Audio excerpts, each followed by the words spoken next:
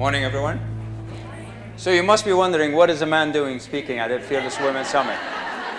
And I'll give you 4 reasons. It's because I have a mother, I have a sister, I have a wife, and I have a daughter. And I care about them deeply. Thank you. And it's truly a great honor to be participating in this event for the 2nd time, because it reaffirms the core belief that I have, is that women do not need to be empowered because they are powerful. It is men's awareness of that power that need to be enhanced greatly. And I'm here to share with you my message as much as I'm here to learn from all of you. And what I wanted to share with you are 3 powerful keys to enhance the desired results in your life. Now, we grow up learning so many languages. We learn the language that our parents speak to us with. We learn the language of the country that we grow up in, or maybe the TV program that we watch. But there is one language that if we consciously understand it and learn the patterns of its working, it will allow us to actually achieve all the results that we desire in our life and in every aspect of our life. And that's the language of success. Now, by a show of hands, how many people here have an area of struggle in their life that they would like to improve upon? Anybody? Excellent. We're all in the right place. Now, keep your hands up or raise your hand if at any point in your life you had a dream or a goal and you set out to achieve that goal and you did it without knowing every single step involved on the way to it. All right? So what I want you to do is shake the hands of the people on your left and on your right, look them in the eyes and say, you have power in you. Please go ahead. Excellent. So what does that tell us? What does that tell us? That tells us that you are far more capable. You are far more capable of more than what you know you are capable of. Oh, we have a visitor. And maybe you'll feel like this big guy here. Now, it's been my life experiences, and I've been through many, I tell you, that I've learned that we learn from our goals. Our goals and dreams actually are born from the challenges that we face in our life. And I truly, truly believe that we attract the individual experiences that are required for our growth. Because life is all about growth. You're either expanding and evolving, or you're contracting. There is never a steady state in life. And the universe will talk to us in 2 signals of growth. The first one is longing. What is it that we're longing for to have in our life? Whether it's material or if it's relationship or anything else, what is it that we're looking to achieve in our life and acquire? And the other signal is discontent. What is it that we like to have less of or eliminate in our life and remove completely? Reverend Michael Beckwith said, we are often pushed by pain until we are pulled by vision. It's the existence of these 2 energies that creates the transformation. However, many times the pain will last a long time and even a lifetime. Have you ever heard the saying that some people live 90 years while other people live 1 year 90 times? Do you know anybody like this in your life? So 11 years ago, I had the dream of becoming a real estate investor. I didn't know what was involved in it, how am I going to do it, and I didn't even know what a mortgage application looked like. However, it happened around the same time that myself, my wife, and my 2-year-old daughter were trying to get out of our rental apartment and find our dream home. So market was good in Ottawa. I felt very confident, gave my 1-month notice to my landlord, and set out looking for a house. Have you ever done something one day and you thought, maybe you should have done it the other way around? 15 days, day in, day out, we're exhausted. We can't find a house that we could call our dream home. Until on the 15th day, half an hour before the model homes close at a builder's site, I walk in, my wife couldn't be bothered because she was so tired, and I look at the house, this is the one. I come out, I say to my wife, you gotta see this, this is the one. She goes in, she comes out smiling, happy wife, happy life. That's it. So next day we go to the builder office and we ask if they have the same model in our desired home, desired area. They do have it. The caveat was that the house is only available 9 months from that date. So we're very determined and confident. We signed the contract, put the deposit, and I called my landlord to extend our tenancy for another 9 months. I mean, who wouldn't extend their tenants tenancy for 9 months. Well, have you ever done something that you should have done it the other way around? It turns out that my landlord had decided to sell the apartment at the end of the month. So we have to vacate in 2 weeks.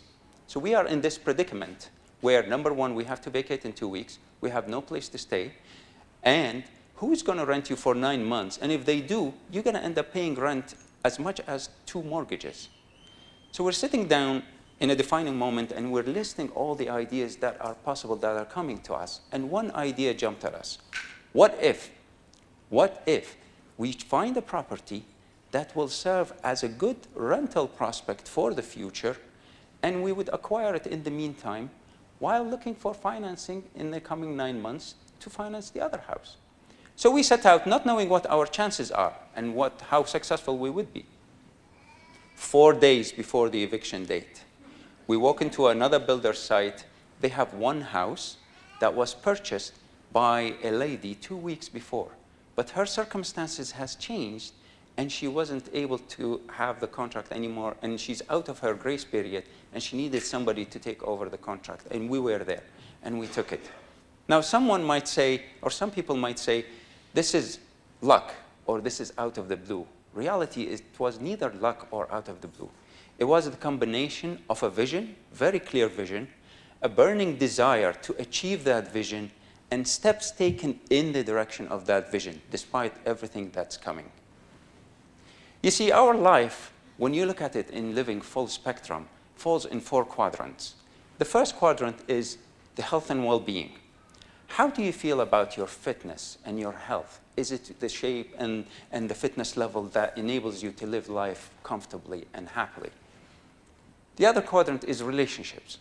This is not only a relationship with your spouse or your kids, but it's also siblings, parents, even the coworkers that you spend the days with every day. The other quadrant is vocation. This is where we spend most of our time in our living life doing. And the question is, you have to ask yourself, is it what I feel like doing? Is it what I've always imagined myself doing? Is it fulfilling? And the fourth quadrant, which is time and money freedom, which I believe is the result of all these 3 quadrants.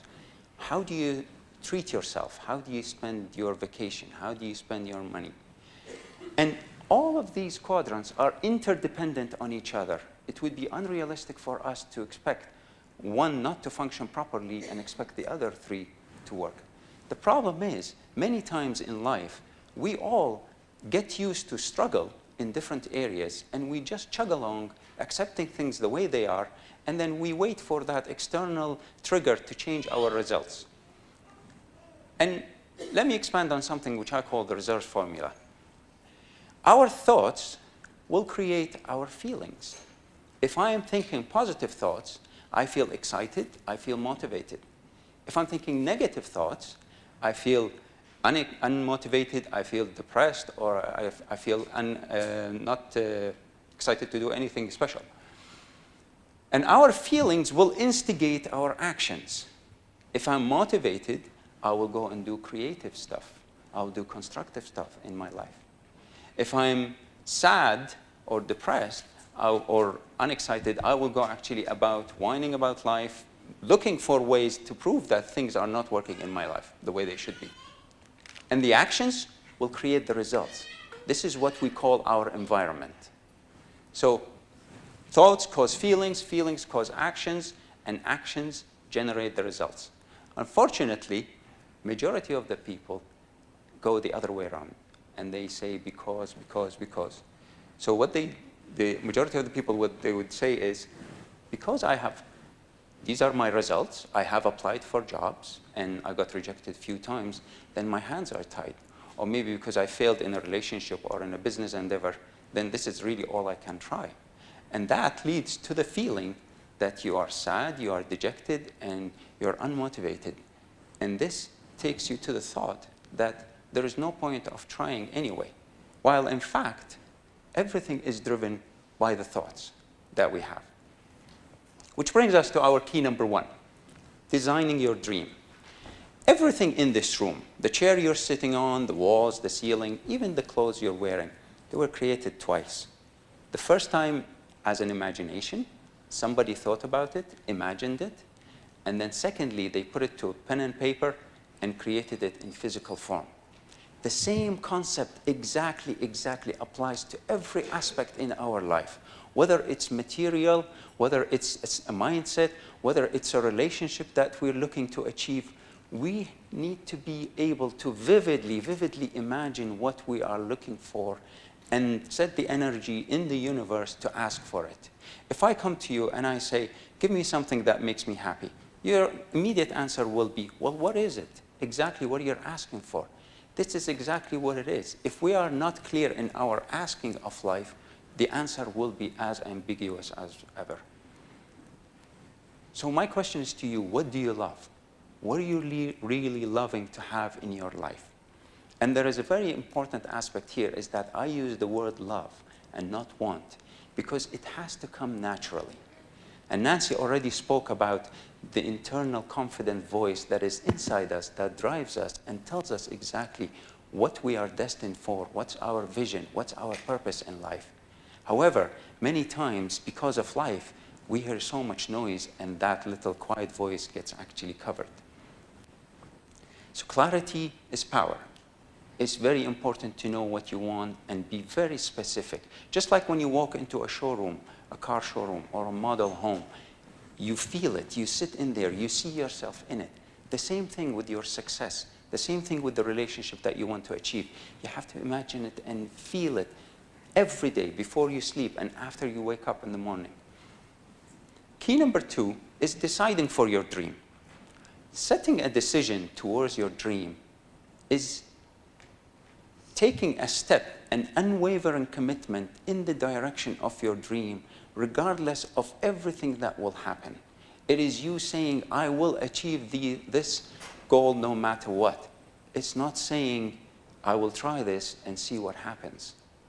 And this is exactly what allowed Nancy before in the presentation to achieve all the goals that she set out to do, despite all the difficulties that she was faced with. Okay? Have you ever spoken to people and asked them, how is the job going? They go, oh, well, it pays the bills. Well, in reality, this is what they end up with all their life, is just paying the bills, because it all comes back to the mindset. And let me reiterate something here. When we talk about success, I'm not only referring to success in financial aspect. Earl Nightingale defined success as the progressive realization of a worthy ideal. Anything that you're doing in life that will end in a successful goal that will help you and your community and the people around you is considered success. And very important thing to realize is that success attracts money, but not the other way around.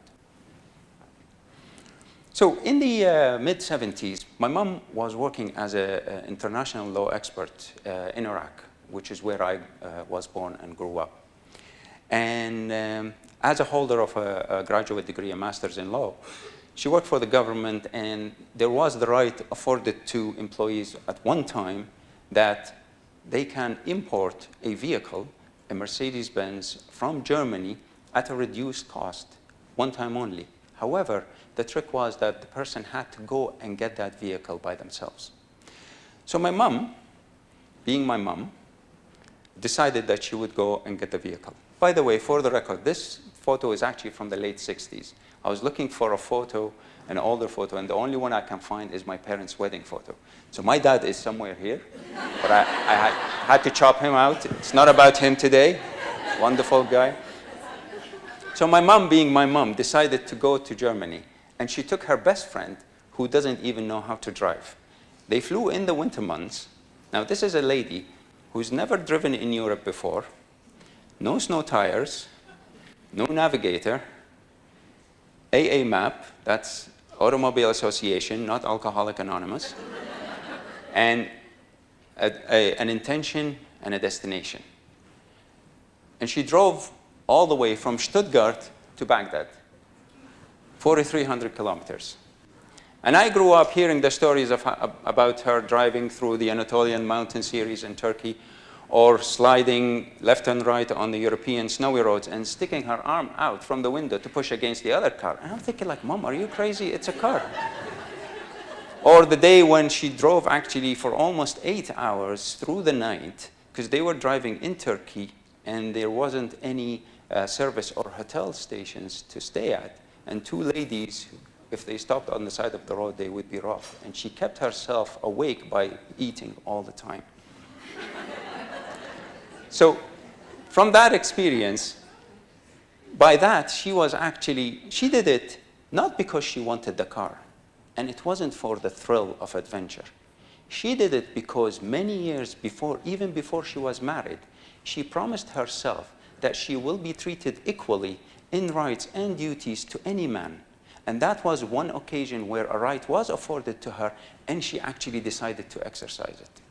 And by that, she was the only lady that I know of from Iraq or the Middle East that drove that route single-handedly.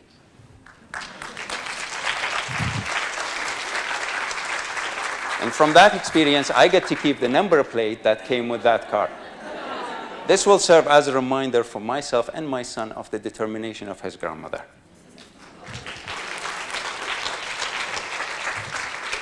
So I ask you, what is it that you're looking for? What is it that is seeking to emerge through you? What's holding you back? And how are you going to handle fear? Befriend your fear. We already heard Nancy saying, it's okay to have fear. It's only human, and we are human. But acknowledge it and say, I have a destination. I have a place to go. Now, please step aside, just like an annoying boyfriend. And you know what? You go sometimes to events like this, and you're in the company of like-minded people, and you feel very powerful. You feel very motivated, and you feel, I can do it. And then you wake up the next day, and you're feeling like this.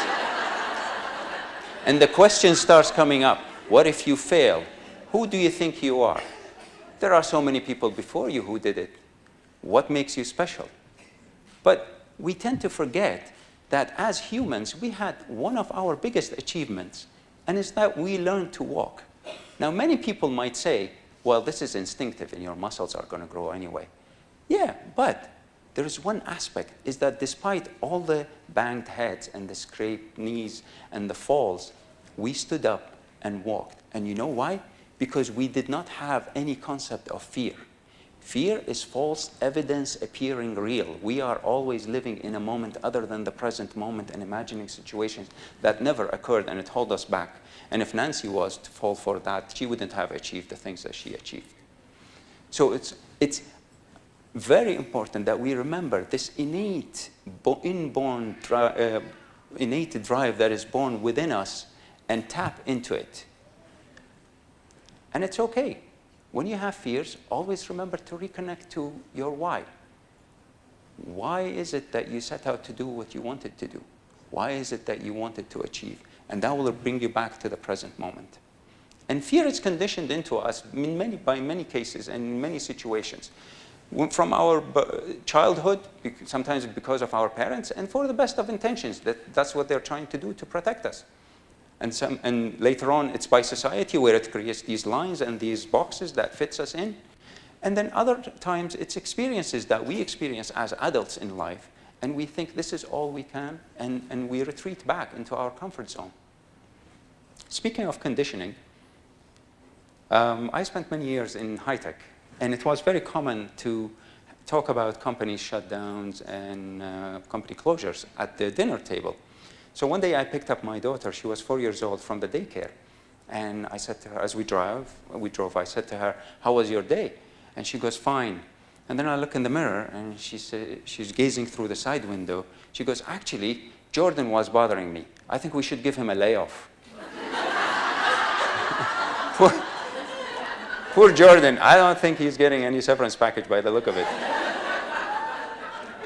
So there is one last thing I would like to leave you with, and I want to share with you, is when I was 12, I was helping my mother wrap up a long day where annually she would cook a large meal for friends, family, and charity. So we started at 6:30, 7 in the morning, and we ended up 7:30, 8 in the evening. And I'm in the kitchen working, and I turned around, and I see her, the same lady that drove that for 300 kilometers, scrubbing this big pot and working. And I turned around, and then I gazed, and I learned then, and something stuck with me for the rest of my life, is that men might be strong physically, but women are very resilient.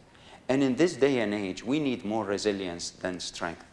So what I would tell you is that as you walk through these doors and you get back to your lives, remember that wherever you can do or dream that you can achieve, begin it, because boldness has magic, power, and genius in it. I thank you very much.